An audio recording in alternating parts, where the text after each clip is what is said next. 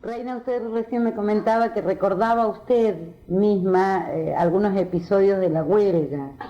No sé si usted quiere relatarme un poco lo que usted recuerda. Lo que yo recuerdo, bueno, todo lo que me contaron y todo lo que me acuerdo.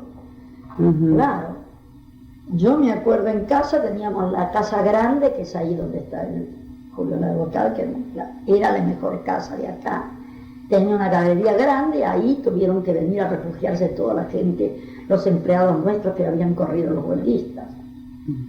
Los hermanos Esteche, que eran 3 orientales, el capataz y 2 más, que eran primos hermanos de los Ríquez, Juan Ríquez, que era el capataz de la estancia, el capataz nuestro, porque se dispararon cuando fueron los huelguistas a buscarlos.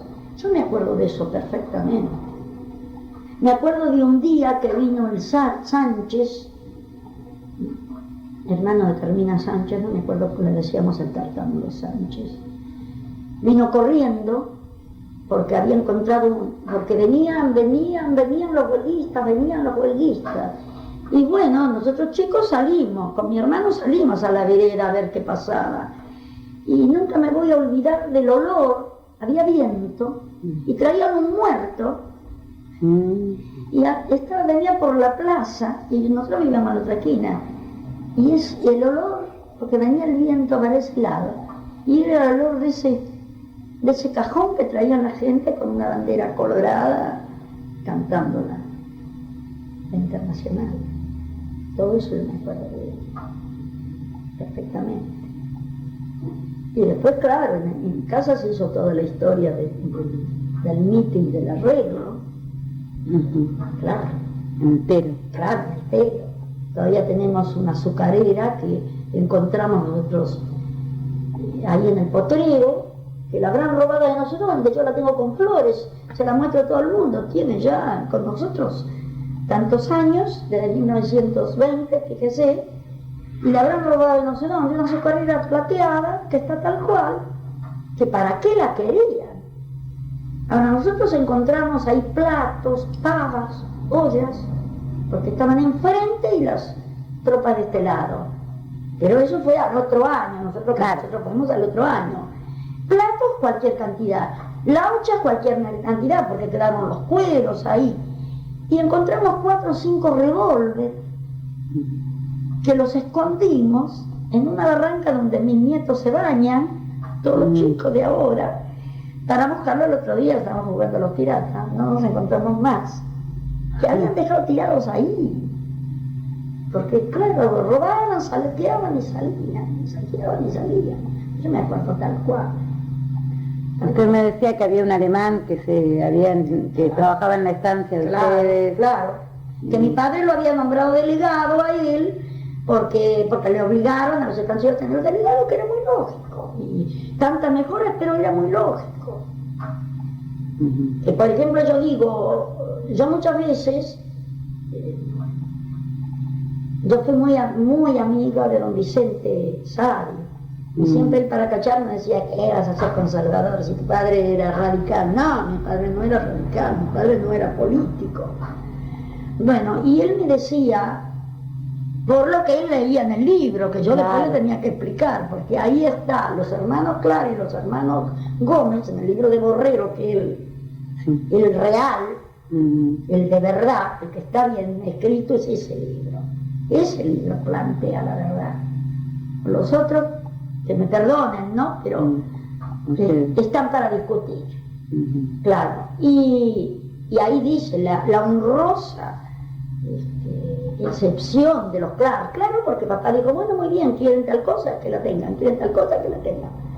Pero cuando vino la segunda huelga, claro, y era porque, claro, algunos estancieros no cumplieron. Entonces la gente que no tenía ninguna clase de educación y era masa, ¿no es cierto? Entonces fueron cuando quemaron el galpón de Noya y no sé qué, entonces fue cuando vino la tropa. Bueno, que para mí, ¿no? Que decía mi padre, vino la tropa por esto, era un momento muy difícil de política. Lo vieron a Irigoyen en la Semana Trágica de Berisso, esa famosa semana. Dicen que Yrigoyen le dijo a Varela, actúe como corresponde. Él vino. Bueno, llegó ahí, actúa como corresponde. Si no conocía a nadie, tenía que matar a todos. Entonces fue cuando llevaron los estancieros. Y ahí hay cosas, pasaron cosas ahí en Lanita que no se pueden contar. De gente que ha echado ahí, que ha dejado matar a un empleado porque le debía. Yo le voy a contar, fíjese que muchos años después, ahora mi hijo tiene 46 años, Eduardo, estaba por nacer Eduardo, y mi marido todavía se había asociado con un muchacho X, se había dibujado con sus hermanos y era profesional, procurador. El muchacho era abogado. Y entonces iban a hacer una nena y lo quieren nombrar padrino. Bueno, yo iba con mi marido llegando a casa, vivíamos en Flores, salimos del subterráneo y sale un señor gordo, español, y yo, hola Tobías, ¿qué tal? El padre de ese señor. Yo no lo conocía. Hola Tobías, le da un abrazo muy efusivo. Me dice, mi mujer. Lo que me ve a mí, este hombre me empezó a abrazar y a besar y lloraba. Yo decía, este loco, ¿quién será? No sabía quién era. Y me dice, señora, qué gusto de que la pude ver. Su padre me sacó de la fosa. Sí, dice que tenía la fosa, claro. Y digo, ¿y usted trabajó mucho en lactancia? ¿Algo? No, dice, yo en una marca trabajé 4 días o 5. Mi padre sacó un montón. Porque ¿por qué lo iban a matar? Entonces el que él conocía decía, no, este no, y este no. Este es un trabajador, y este es un trabajador, no eran criminales, eran trabajadores. ¿Se da cuenta? Y ese señor, a mí me pasó eso, ¿no? Que me impactó, imagínense, siempre lo cuento y siempre me acuerdo. Era millonario, dice, y digo, se quedó en la Patagonia y dice, no señora, me vine. Yo hace poco que había venido de España, dice, ahora fabrico, saqué una patente para fabricar esa cosa del gas, para sacar el gas de esos caños que ya había en las casas. Se había hecho millonario. Era presidente del Centro Gallego, el señor hizo. ¿Recuerda el apellido? Creo que García o algo así. Me parece que García, sí. Y ese señor me contó eso, ¿no? Era uno de los que habían sacado. Bueno, al alemán lo mismo. Él ya tenía ahí, lo sacaban a pasear para que hablara, pero él hablaba que ¿qué iba a hablar? ¿El qué sabía? Acá sabía castellano, entre paréntesis, ¿no? Y entonces él se quedó toda la vida después se quedó con nosotros. Pero, y él ahí cuenta, claro, porque Soto se fue. Soto cuando vio la cosa mal se fue. Pero, ¿sabe una cosa? La policía hizo mucho daño. La que robó, por ejemplo en el Cerrito, usted veía a los 2 años o 3 los sacos de cuero y los pantalones de cuero que mi padre y las botas que traían de Londres para vender en el hotel. Cuanto vigilante había, tenía un saco de cuero, un bolso que les habían robado de ahí, mantelaron de ahí. Claro. La policía, a la par de la gente, porque la gente andaba en un caballo, todo lo que hay, corría. En la estancia se pararon 5.000 caballos. Calcule lo que era eso, ¿no? Así quedamos, años quedamos, ¿no? Todos están ciertos, las ovejas, todos estaban esclavos, todos seguían, rompían los alambres. Y en casa hay un lugar que le llamamos La Cascada, que es en el campo de mi hermano, y había una cueva grande donde se escondieron la gente nuestra, con caballos y todo, que le llamamos la cueva de los huelguistas, pero parece que la taparon para que no se metan los pumas y nunca la pudimos encontrar. Porque los viejos de casa murieron, y los peones, y mis hijos y mi nieto y mi sobrino viven buscando esa cueva, a ver, porque era como una casa, porque todo terreno de precordillera, y nunca la encontraron, la famosa cueva esa donde se escondieron para que pasaran de largo y se fueron a Gallegos. Se fueron por el Turbio. Los testigos quedaron en casa. Quedaron ahí durmiendo unos cuantos días, yo me acuerdo. Todo eso yo, claro, yo tenía 8 años, yo me acuerdo perfectamente de todo eso. Ahora, claro, yo no sabía por qué. Claro. Veía un Claro, uno movimiento. ve el libro de Bayer y realmente, claro, dice, sí, tiene razón, porque él plantea los contratos y todo esto, y dice, claro, pero qué barbaridad lo que hacían con la gente, y lo hacían, claro, pero era una cuestión de que no había en ningún lado, no había vacaciones, no había, si te gusta bien, y si no, bueno, váyase, no había despido, no había nada, un viejo lo echaban a la calle, bueno, pero eso fue mundial, eso no era acá solo, en Salta, en el norte hay mucho, yo tengo parientes de Salta, mi marido de Salta, toda la familia, yo conozco los fundadores de Salta y les aseguro que lo que hacían con la gente, otra que los chilenos acá o la gente de... La gente eso no lo entendió y como pasa siempre hay intereses creados, ¿no? Y claro, a la gente no le gusta. Ahora, le dije de don Vicente Sadiel me decía eso, entonces yo le discutía con esta otra cuestión. Se habló de que mi padre era la honrosa excepción, ¿no? Estaba con la gente, pero nunca nadie dijo, y atienda, que mi padre se puso con Noya y 2 o 3 personas más, Luciano Carrera, que también era pariente, con sus coches, llevaron los jefes militares hasta la Anita, para de ahí seguir a caballo a poder ir a buscar los cabecillas, que mi padre sabía dónde vivían, porque mi padre se había cansado de traer caballos de allá de 3 Lagos, de todos lados, cabezas largas que pararon. ¿Vio? Entonces él se ofreció. En ningún lado se dice eso. Que ese señor que estaba con la gente salió a buscar a los responsables. Porque había 2 o 3, pero esos 2 o 3 se mandaron mudar y la pobre gente fue la que pagó. Pero ahora yo le voy a decir una cosa, ¿cómo iba a ser Varela?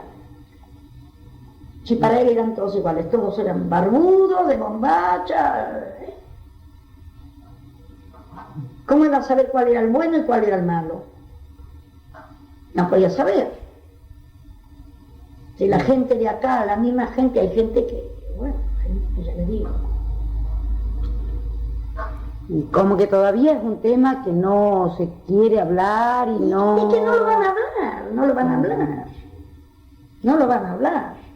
Yo cuando el asunto de la película esta, justamente este señor Cuello Freire, este amigo, cumplía los 50 años de periodista, entonces me invitó especialmente y hizo una fiesta en el sábado. Tenía 500, fueron 500 amigos, ¿eh? Para entonces era mucho, para un periodista era mucha gente. Y me dice, mira Reinita, discúlpame que no te pongo al lado mío, dice, porque lo tengo a fulano de tal, fulano, mengano y sultano, dice, pero tenés una mesita con 3 personas que te va a interesar. Entonces estuvo ahí Costa Peuser, un señor que era de la Razón, periodista, y el que fue primer ministro con Lina. Yo fui muy amiga de Lina. Y se pusieron a hablar los 3 de la película, porque era el boom del momento. Y yo los oía y yo no podía más, entonces al final hablé yo hasta el final, yo porque realmente le digo, no, esto así no es, esto es así, esto es así, esto es así, esto es así. Digo, por empezar que le hicieron en el Turbio, la casualidad que nosotros estábamos ahí. Y le digo, ¿sabe por qué la hicieron en el Turbio? Porque Danilo Trutanich no les permitió entrar, por lo que habían hecho con el padre y con el tío, que lo dejaron al tío en rehén y lo mandaron al padre acá y vuelta, y todavía le iba a prestar la estancia para que hicieran la película, que se hagan en donde sea, pero en Paraguay que no entre. Y no hicieron la película. Ya más o menos, el panorama más o menos. Claro. Pero lo hicieron por eso. Y yo todas esas cosas le decía a esta gente, ¿no? Pero claro, fue política, una película política. Y Reina, usted que ha hablado, me ha contado unas cuantas cosas sobre la huelga. Sí. El tema de la Liga Patriótica, digamos, ¿usted qué recuerda o cómo funcionó? Bueno, la Liga Patriótica fue el nexo que tuvo las Fuerzas Armadas. Cuando vinieron tenían que hablar algunas personas, por ejemplo, a mi padre no, porque mi padre no era de la Liga Patriótica, él era el que andaba por ahí a caballo juntando animales y llevando y eso, y lo que menos interesaba, por ejemplo. Claro. Pero si no, ya si fulano, si Luciano Carreros y nosotros que tenían un grupo. Como papá nunca fue de la rural, porque dijo, no, se lo pasan hablando y no hacen nada. Nunca quiso intervenir en la rural, somos socios de la rural de Buenos Aires hace 1000 años, pero nunca actuó. Y bueno, la Liga Patriótica era una cosa así, entonces ahí se fue el nexo. Que por eso le quemaron la estancia, después le quemaron el galpón Amoya y todo eso, la Liga Patriótica. Y Correa Falcón, por ejemplo, era conservador también, fue gobernador. Pero para mí la huelga fue el juez y el gobernador. Que no se puede, y la policía, que fue la que robó más, y la que saqueaba la mano armada. Porque yo le voy a decir una cosa, en ese entonces, el hijo que salía malo de cualquier lado del mundo venía a parar a la policía.